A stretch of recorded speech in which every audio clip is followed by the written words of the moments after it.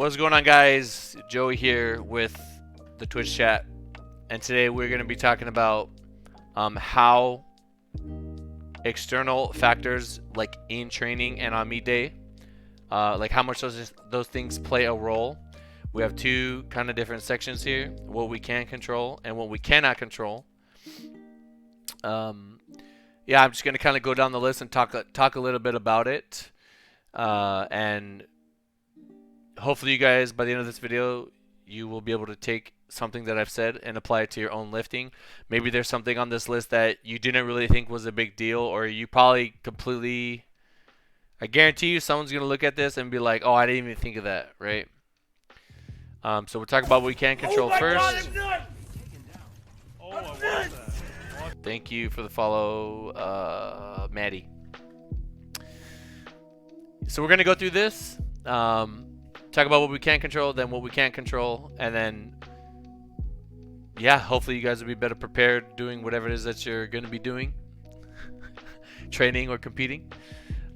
This also, you know, people were also asking I should make a video like for new people going into the first meet. You could take this and use it for yourself as well. But yeah, we're going to talk about how much these things play a role. What can we control? Okay, I'm going to say mental prep a little bit later because it's a long one. So weight cut, yes, if you're cutting weight, there's two kind of parts to this. We should do weight cut, diet, right? If you're cutting weight, then obviously you need to be prepared ahead of time, and that's going to dramatically affect what you're able to output on the day. If you're currently dieting, then the context of your training is going to change. Like what you're going to be able to expect from certain days is going to change a lot. For example, if I am eating in a surplus, if I'm just like eating Chipotle every day, forever bulk, right? I pretty much am always recovered. Like I heal from training very quickly, and it's very hard for me to not be able to heal through whatever it is that I'm doing. And this is where you just see like PR after PR after PR. You're kind of just like getting stronger continuously when you're actively bulking, right? Now, when you're getting at maintenance, this is going to have a lot more ups and downs.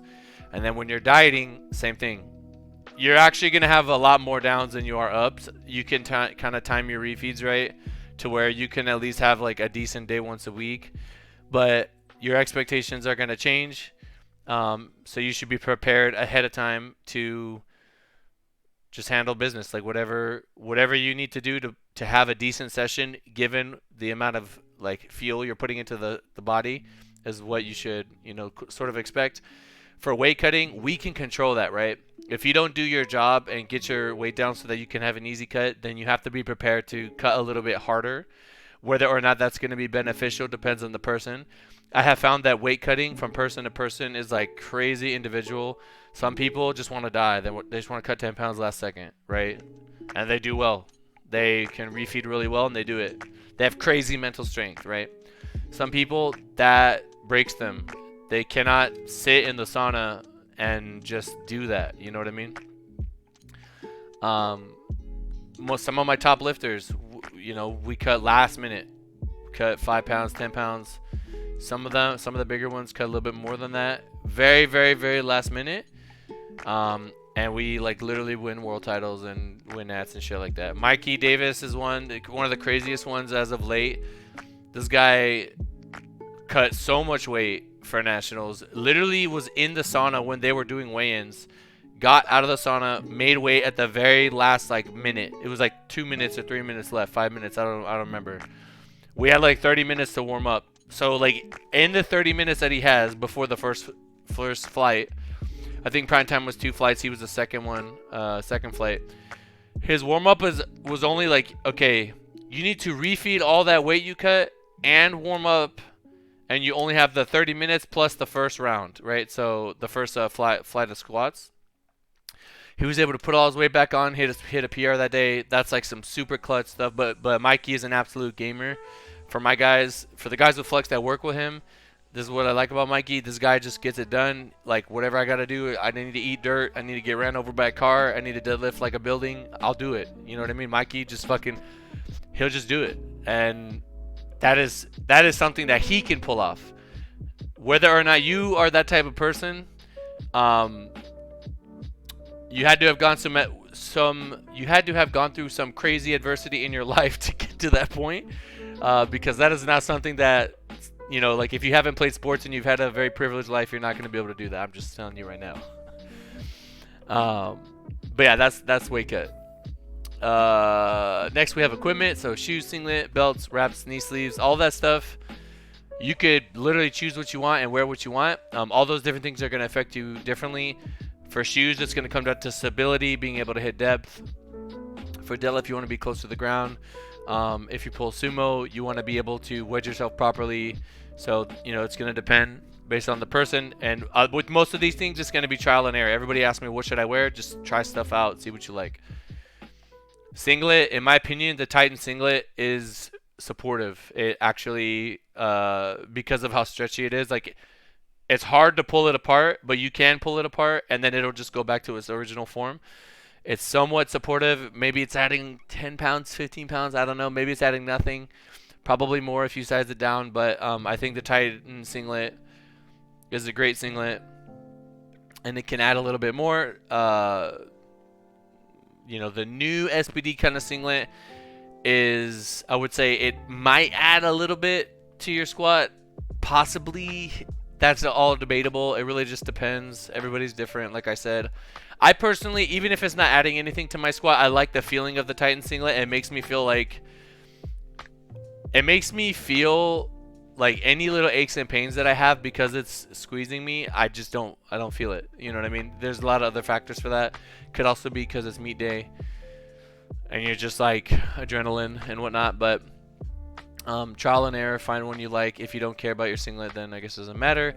Belt, in my opinion, if you're a big boy, SPD belt is going to be, that's the move. If you're strong or you're big or you're not super shredded, the SPD belt is going to be the move because it's like wearing a 26 millimeter belt. Honestly, it's just, you got to try it. But again, belts come down to preference. Like some guys I have, they don't even wear a belt. Some girls I have prefer the 3-inch tapered belts. You just got to try them out and see what you like. For wrist wraps, this is extremely variable. People I prefer super stiff stretchy wraps. So let's say it's 3 meters when it's not stretched out, but you could stretch it to like 4.5 or something. If you were to pull the entire thing out, that's what I like. I want to make casts when I bench. And my wrists hurt really, really, really bad when I bench heavy and squat, so I need to crank them down a lot. For sleeves, I would say the A7 heavy duty sleeves or the SPD knee sleeves are going to be the two best bets, but again, this could be individual. Maybe you don't like knee sleeves that support your knees a lot. All these things play a role. At the end of the day, what matters is that if maybe something isn't most optimal, but you feel the best in it and it allows you to perform better, right? That's something that I've been giving a little bit more respect to that fact. There are some things I'm not willing to compromise on, but if somebody's like, I prefer these knee sleeves over these other ones, it's fine. I'm not going to fight anyone over it. Supplements, we can control what supplements we take, obviously. It's 100% your responsibility, what you put in your body. Timing your supplements correctly, those things all play a role. You could argue that certain supplements kind of blunt pain, so you get a better performance boost out of them, like pain pills or caffeine, supposedly.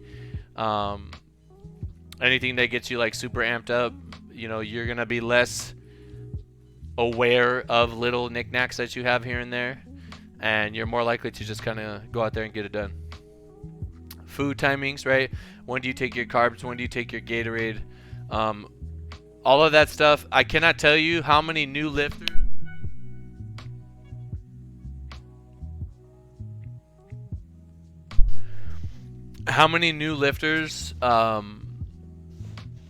They don't pay attention to. We should also put this. Their water and their food and stuff, and then when deadlift comes around, they just have nothing in the tank. They're tired. If you don't compete USAPL, in my experience, sometimes those meets take forever. right? You are there, you squatted at like 10 and you didn't get to deadlifts till like 8. That does not happen in most UCAPL meets. It's usually 2.5 hours. The way that, I mean, every meet that I've been at in the last couple of years, it's like you go in, you hit your squat, 20 minutes, warm up bench, boom, next you're doing bench, same thing deadlift. So you don't really need this. This becomes less of a problem if the day is longer and you haven't eaten anything for like 4 hours and you're starting to drag a little bit and the caffeine is wearing off. You know, you got to keep yourself hydrated and ready to go. You know, if you think of a football game, fourth quarter, it's been it's been a couple hours, so if you get tired, then that's on you. So these are things that you could totally be on top of, and I recommend paying attention to them. The time of the day that you train, right? For training, you can pick when you train. Obviously, like, as of late, we have to make appointments. There's like limited capacity. Things have changed. If you have a home gym, obviously you can train whenever you want. Contrary to popular belief, actually no, for time of day, I do think it's somewhat important that you train kind of similar to when you're going to compete. As far as tapering, you don't need your heavy lift to be on the day you're going to compete. It could be any day. If you don't line it up right, then, I mean, that's a whole nother video, but I'm going to just leave that at that. The time of day you train, you can pretty much control that for the most part. If anybody has an objection, let me know in the comments below. Traveling with equipment. So a lot of people, I've heard like horror stories, like they're traveling somewhere and like their luggage gets lost and all their training stuff was gone. So now you have all this stress of like, damn it, I have to get a belt, I have to get sleeves, I have to get shoes and everything. Simple solution, always bring it with you on the plane. Do not compromise when it comes to this. If you lose it, that's on you. If you want to check a bag and potentially lose it, that is a decision that you are making, right? So you have to be able to live with that consequence should it get lost. If you have a bunch of connecting flights, I would just bring it with you. Don't risk it.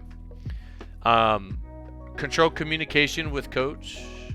If you are competing remotely and your coach is not there, sometimes it can make a huge difference. If you, in between attempts, just send them the lift. If you have somebody there to send the lift, they can kind of like guide you a little bit. It can make a big difference.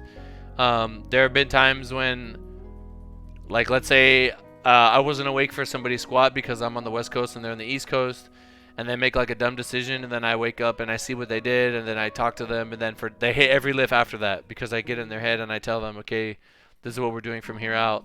Your squats were not good, so you're probably gonna be roasted on deads, whatever, or squat was great, you have a lot more in the tank, let's send it on deads, whatever, right? Music is an interesting one. Remember, we're talking about training and meet day. Music in training, when I have the right song on, especially if it's playing in the gym, I will literally feel less pain. There have been times when I have played a song and I have talked to myself mentally as that song is ramping up, and I will make like my last warm up of 700 to look like whatever, and then I will take like 730, 740, and I will destroy it. I don't even know where this power came from. You know what I mean? Music is incredibly powerful in my opinion, just the mental side of it, being able to put yourself in this sort of like heightened state. You could call it flow state. There's a lot of different things for it, but like literally music is incredibly powerful. I have felt less pain before. I've literally like gone into a lift, I turn on that music, I get in the zone, and I hit my lift, and I wasn't hurt that day. Like whatever injury I was dealing with, I didn't have it. You know what I mean? Like it's hard to explain it, but music is incredibly powerful. If you don't lift with music, I would try to get into listening to music for big sets, as I feel that it can truly help. This is something that's just, I've always done this like throughout my career. For some people, it could be the opposite effect. Let's say you're in the gym and some really bad music comes on. It could just, I will literally rack the weight and be like, all right, I'm gonna just go ahead and wait till this passes, or I'll really, bug the front desk like, yo, change it, change it, change it. I'm not trying to listen to this. But yeah, I think that's pretty good for what we can control. Now we're gonna kind of talk about what we cannot control. Again, this goes for meet day and in the gym. So what can we not control, right? A lot of times you can't control what bar you're gonna have, how the bar behaves. For somebody like me, I mean, for most people, I mean, I can think of numerous conversations with a lot of my lifters, where we will literally strategize around the bar that we have. If we know we got a Texas power bar, and I got a lifter that squats very hip dominant, I'm gonna tell him, all right, it's gonna be hard for you to kind of control squats, gonna whip on you. We might want to be a little bit conservative, kind of see what's there. But come deadlift, that bar's about to bend. We're gonna be able to pull a ton of slack out of the bar. It's gonna whip hard if you slow it down up top. We could just kind of plan on it, right? If we have an Alico bar, squat's gonna be a little bit more stable for this type of lifter, or if they're a very quad dominant squatter, maybe they squat high bar. And I know that the meet they're competing in, they're going to have a Texas power bar or an Ivanko bar, and we're doing high bar, they're going to get a huge boost out of the reversal. So if you can learn to manipulate, the tensile strength of the bar you're on, you can get a lot out of it.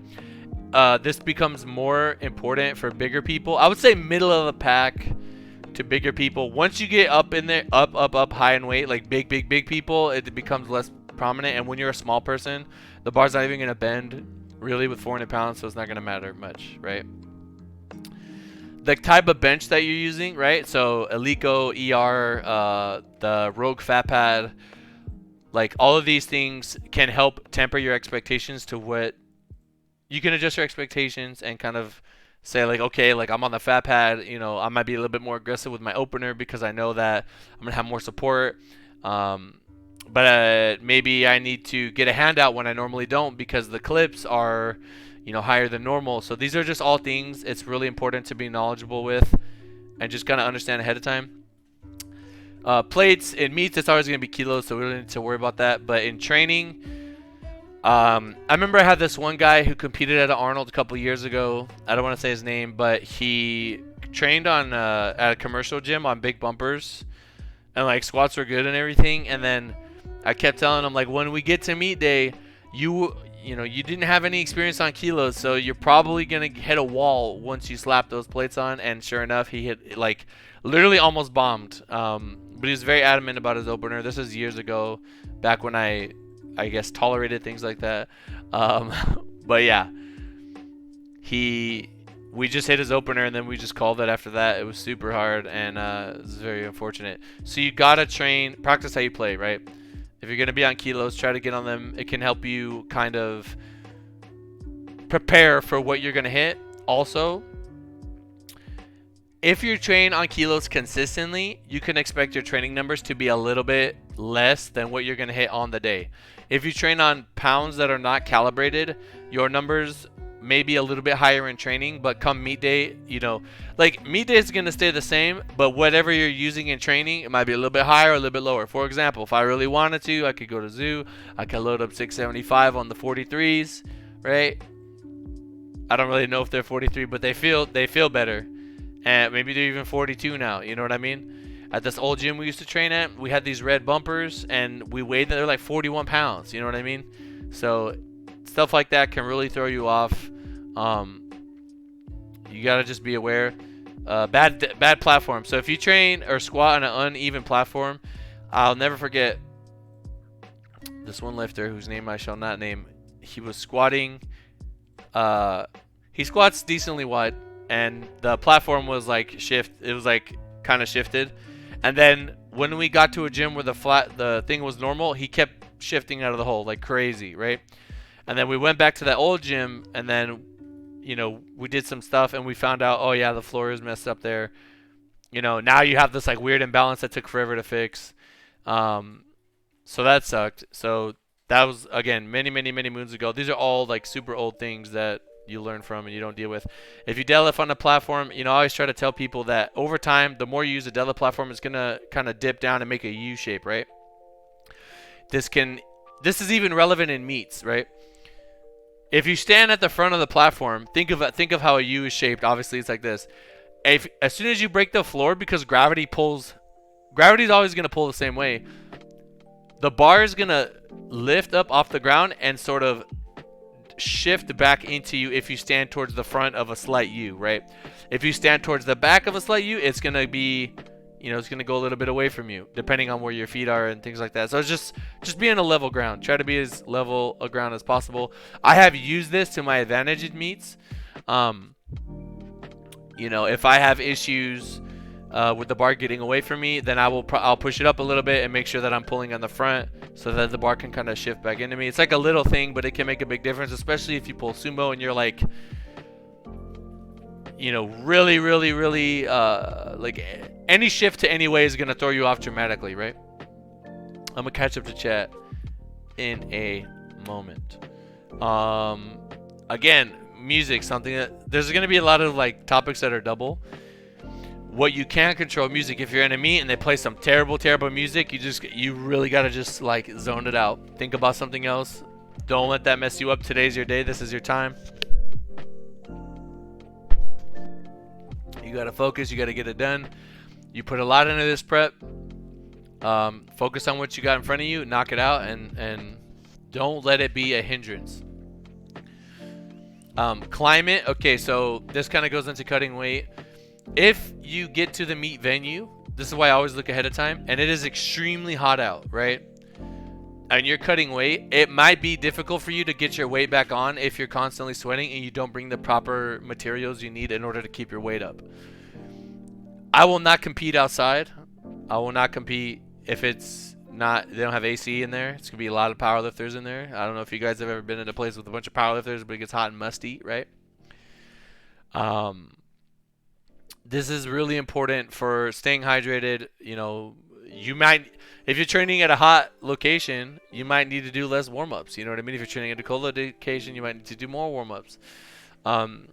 So climate is really important, especially for cutting weight and things like that. I could just imagine a big tough guy coming in the comments saying, "Oh, none of that stuff matters, brother. Just shut up and lift." Yes, you shut up. You go ahead and shut up and lift, brother. You go ahead and shut up and lift.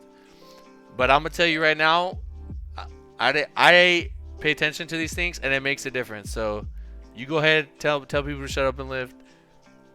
I'm gonna focus on making sure my people are prepared and we don't need anybody getting blindsided. You guys put too much into prep to be surprised come meet day, right? This is just like a partial list. There's I could go forever. I didn't even talk about mental prep. I'll do that at the end. Okay, distractions. I'll never forget, I went to a Dan Green seminar in 2013, 2014, and he was telling me how he was lifting in Russia. Now, I don't know if you guys have ever seen meets in Russia, but they literally have fireworks, they have fire, they have like a live band with guitars, they have the girls with the body paint walking around holding like signs, and he was very distracted. That goes into mental prep. You just got to stay focused. You got to keep your mind right. You got to look at what's in front of you. And you just got to get it done. Once that platform's ready, nothing matters. A freaking helicopter could land in front of you, and it doesn't matter. You just got to lift. This comes in time. I think the more experienced you become, the easier this is to execute. Playing sports, if you played football, you got to keep your eyes open as a linebacker. At least I tried to when you hit people. So imagine running into somebody full force with your eyes open, not flinching. It's really hard. You try not to get distracted.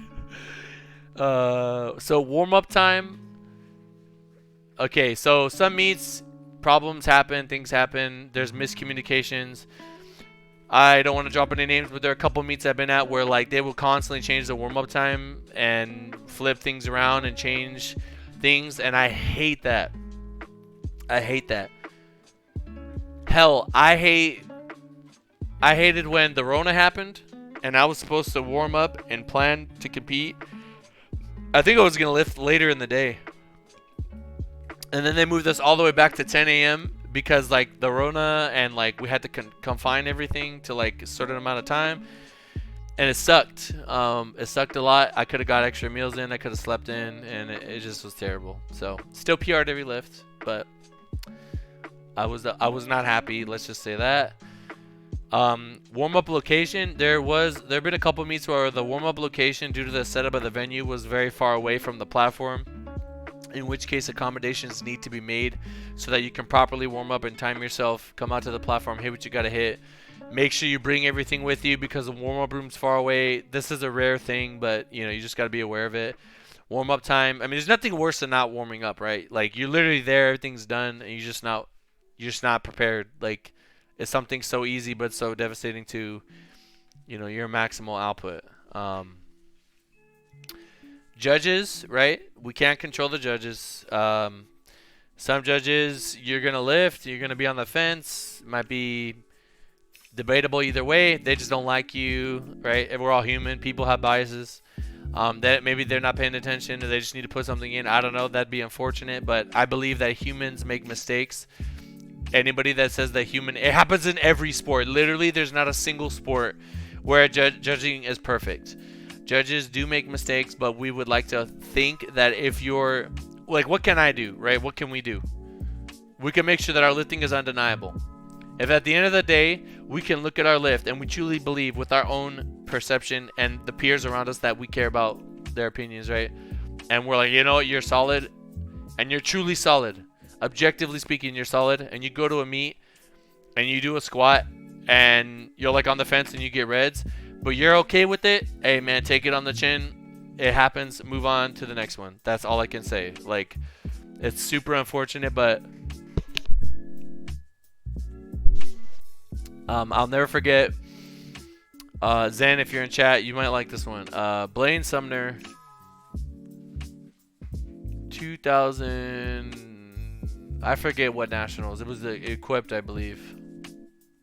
He bombed out, and he didn't get mad. He didn't talk bad about anyone. He just bombed out. He said, "All right, I'm just gonna go back to the drawing board. I'm gonna train hard." Came back, and he won. I believe it was the year he beat Ray Williams. And I thought to myself, and he played football, so he's a gamer. He's just gonna show up and do it. And I thought to myself, hey man, that's what you gotta do. You're gonna get some calls that don't go your way, right? And you just gotta be tough. Just take it. Like, all right, I will work on my depth. I will come back and I will execute better, and I will prove to those same judges that my lifts are clean. And I believe that vastly more often than not, you will get the right calls. How is it possible that I have never missed a bench in my entire career? I've gotten reds before. Not like 2 reds, but I've gotten 1 red like for like little stuff, like, oh, your foot like wasn't fully down or something dumb like that, and like I look at the video and I'm like, my foot's down, I'm just gonna do it again, and you literally do nothing different. You know what I mean? So if I truly believe that if you're undeniable, you're gonna be okay. And at big meets we have a jury, so you can like argue it. Crowds, again, this kind of goes into mental training. Like, is your brain focused on what's in front of you? Are crowds distracting you? Do you have a loved one in the crowd that you really want to impress, or that you haven't seen in a long time, and you're just kind of like a little bit nervous that they're there? I know people that will literally tell their parents like, yo, don't come to my meets because it's really going to distract me and take me out of my element, right? So that is important. If you can control any elements in the crowd that you feel would prevent you from performing your best, then it might be a good idea to do that. Being able to turn your brain off is an incredibly valuable thing, and if you can't do that, then yeah, you gotta tell them to get on up out of there. Your time between attempts and the time of day you compete. Time between attempts. There was one Arnold. We only had 6 guys in our flight, I believe, with the bare minimum possible because a lot of people got injured and dropped out. It was rough. I think one guy just skipped his middle attempt. He just did an opener, skipped his middle one, and then did his third. Yeah, I mean, I guess it sucks, but at the end of the day, I'm starting to see more value in just making sure powerlifters are conditioned, with your normal training, you should be in shape, right? You shouldn't gas out by deads. You shouldn't gas out between attempts.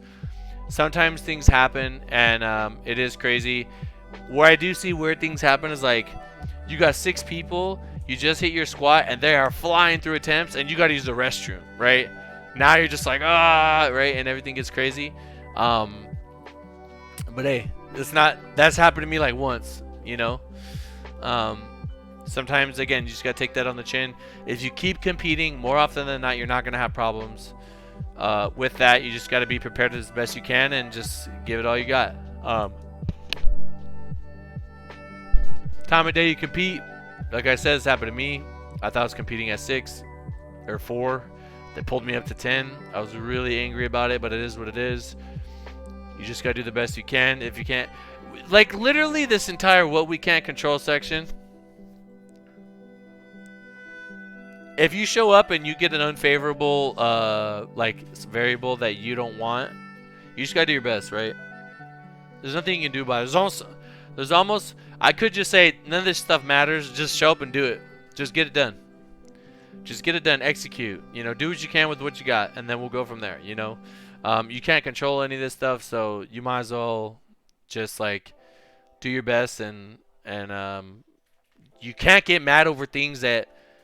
If they told you it was going to be 1 bar and one bench and then they completely changed it, whatever, man. Everybody's got to lift on the same thing. You know what I'm saying? At the end of the day, in my opinion, I think true gamers, they just show up and compete, man. It don't matter. A lot of this stuff doesn't matter. The top stuff, the food, the supplements, the water, communication with your coach, the equipment that you use, diet, all that stuff matters a lot. But the stuff that you can't control, if everybody's got to deal with it, then there's no excuse, right? If you chose to compete, you show up, you get on the platform, and you lose or whatever, then it is what it is. Everybody had to deal with it, and sometimes you're gonna have. Sometimes this is not common, but there will be instances where you will lose barely because the equipment benefited your competitor, and you will win barely because the equipment benefited the competitor. It's rare, but it does exist. It can happen. You just got to understand that, take it on the chin, and move on. So I think these things are important. As far as mental prep goes, you want to make yourself prepared to handle all of these things, right? All of these things added together is going to give you confidence. When your confidence is high and you trust the process and you know you got the best team in the game, you're going to go out there and execute, and it is what it is. So yeah, guys, I hope you enjoyed this talk and we're able to take something away from this video. Thank you so much for being here.